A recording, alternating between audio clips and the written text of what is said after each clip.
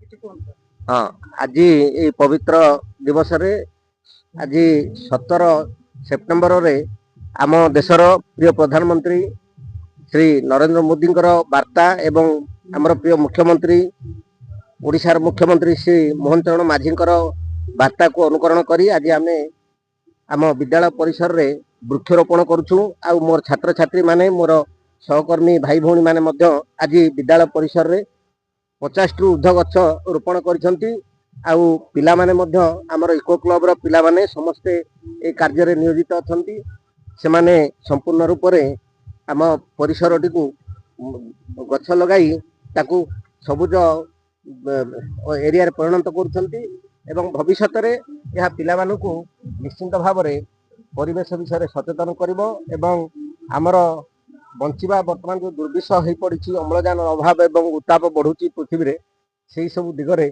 आकु रोकबार सहायक हेबो।